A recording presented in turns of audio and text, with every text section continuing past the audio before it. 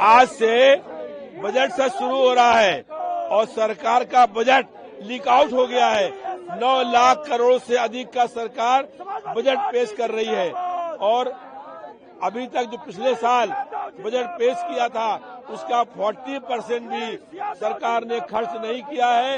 ये सरकार सारे मोर्चों पर फेल हो गई है और आज सरकार का लिखा हुआ झूठ का पुलिंदा राज्यपाल पढ़ने आएंगी। हम उन्हें एक शब्द भी बोलने नहीं देंगे। हमारा कहना है कि राज्यपाल अपनी बात कहें, लेकिन राज्यपाल प्रदेश सरकार के झूठ का पुलिंदा पढ़ने आएंगी तो हम लोग विरोध करने का काम करेंगे। प्रदेश में गुंडा माफिया जंगल राज कायम हो गया है और प्रदेश में शंकराचार्य भी सरकार के खिलाफ बोल रहे हैं। अब प्रदेश के मुख्यमंत्री को एक दिन भी सत्ता में रहने का कोई नैतिक अधिकार नहीं रह गया है।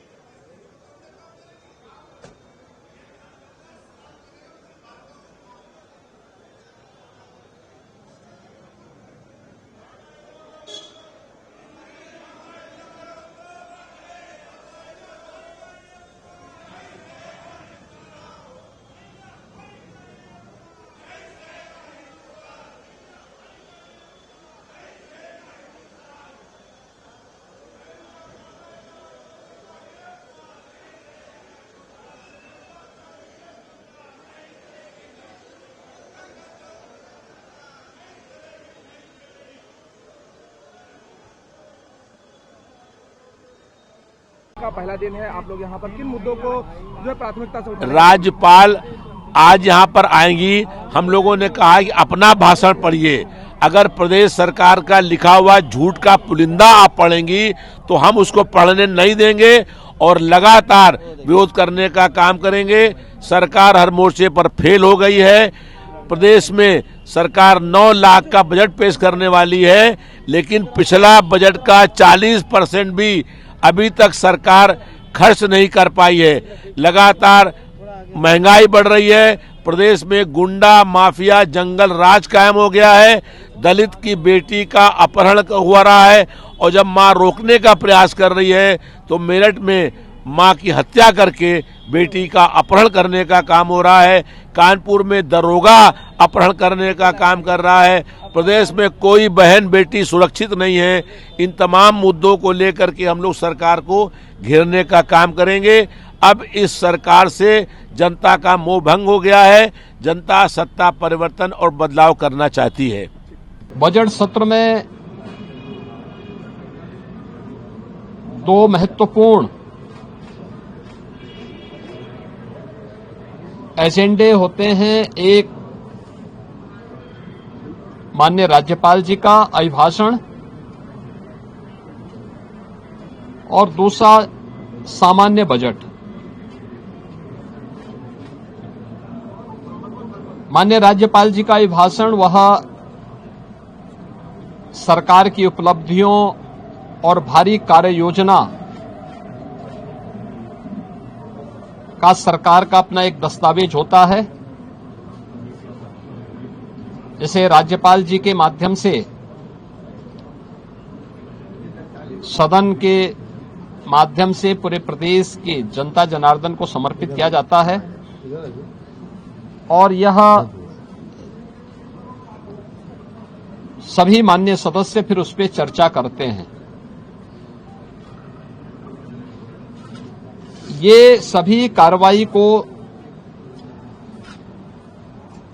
आज माननीय राज्यपाल जी के द्वारा अपना अभिभाषण संवेद सदन को संबोधन के माध्यम से यहां दिया जाएगा।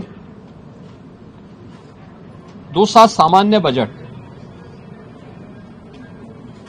11 फरवरी को वर्ष 26-27 का सामान्य बजट प्रस्तुत होगा और फिर इस पे चर्चा होगी। फिर अंत में अनुदान मांगों को पारित करने के साथ ही बजट सत्र जो आज 9 फरवरी से लेकर के 20 फरवरी तक चलेगा, यह बजट सत्र का एक कार्यक्रम हम लोग लेकर के आए हैं। आज माननीय राज्यपाल जी के भाषण के बाद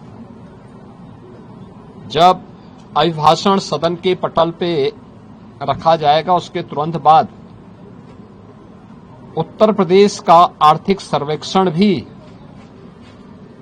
सदन में प्रस्तुत होगा। ये पहली बार कोई राज्य सरकार अपनी आर्थिक उपलब्धियों को लेकर के, क्योंकि जब हम लोग इस बात का उल्लेख करते हैं कि हम लोगों ने यूपी के बीमारू पन से इसको उभार करके भारत की इकोनॉमी के ब्रेक थ्रू के रूप में उत्तर प्रदेश को स्थापित किया है, उन सभी कारकों को और उत्तर प्रदेश की इस आर्थिक उन्नयन की इस यात्रा को भी जानने का अधिकार सभी माननीय जनप्रतिनिधियों को और उत्तर प्रदेश की जनता जनार्दन को होना चाहिए। हमने आर्थिक उन्नयन कितना किया है, उत्तर प्रदेश की प्रति व्यक्ति आय में क्या वृद्धि हुई है, एम्प्लॉयमेंट जनरेशन की स्थिति क्या है, उत्तर प्रदेश की वित्तीय प्रबंधन को कैसे हमने लगातार एक विषम परिस्थितियों से उभार करके उत्तर प्रदेश को पिछले 5 वर्ष के अंदर, पिछले 5 वर्ष से लगातार रेवेन्यू सरप्लस स्टेट के रूप में स्थापित किया है। इन सब को लेकर के आर्थिक सर्वेक्षण की रिपोर्ट भी आज सदन में प्रस्तुत होगी और मुझे लगता है कि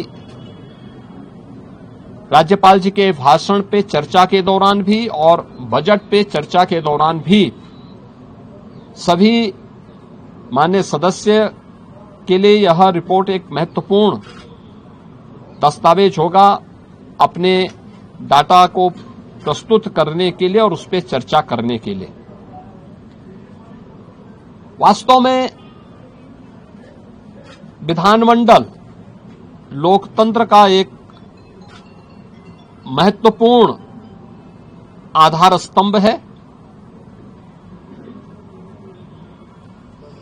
यह संवाद से चलता है, कार्रवाई को बाधित करके नहीं।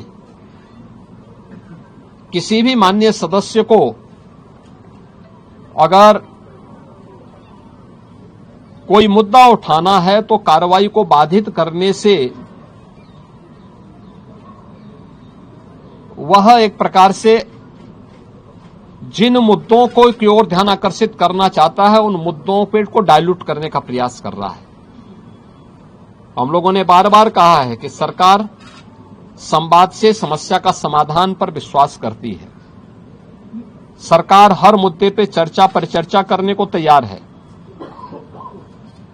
हर एक माननीय सदस्य के बहुमूल्य सुझावों को स्वीकार करने को तैयार है, उस पर चर्चा करके और जो भी राज्य के हित में आवश्यक है उस प्रकार का कदम उठाने के लिए तत्पर है, तैयार है। लेकिन कार्रवाई को बाधित न किया जाए, अनावश्यक शोरगुल से बचा जाए।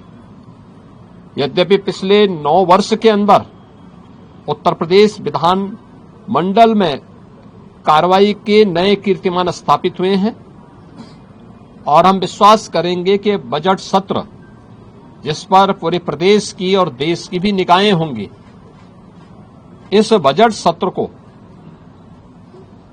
इन 2 महत्वपूर्ण सरकारी कार्यों के साथ ही तमाम प्रकार के विधायी कार्यों को माननीय सदस्यों के अपने महत्वपूर्ण मुद्दों को भी उठाने का एक मंच बनेगा। इस विश्वास के साथ मैं बजट सत्र के अवसर पर विधानमंडल के सभी माननीय सदस्यों का और इस पूरी प्रक्रिया को सुचारू रूप से संपन्न करने के लिए विधानमंडल से जुड़े हुए जो हमारे अधिकारीगण हैं उन सबका भी, आप सभी का भी मैं हृदय से अभिनंदन करता हूं और विश्वास करता हूं कि बजट सत्र उत्तर प्रदेश के विकास की इस स्पीड को और तीव्र करने में एक बड़ी भूमिका का निर्वहन करेगा। मेरा सभी पक्षों के माननीय सदस्यों से अपील होगी कि हमें विधायिका के सर्वोच्च मंच को जनता जनार्दन से जुड़े हुए मुद्दों पर एक सार्थक चर्चा को आगे बढ़ाने, संवाद से समस्या के समाधान की दिशा में एक नया मार्ग आगे बढ़ाने की दिशा में अपना प्रयास करना चाहिए।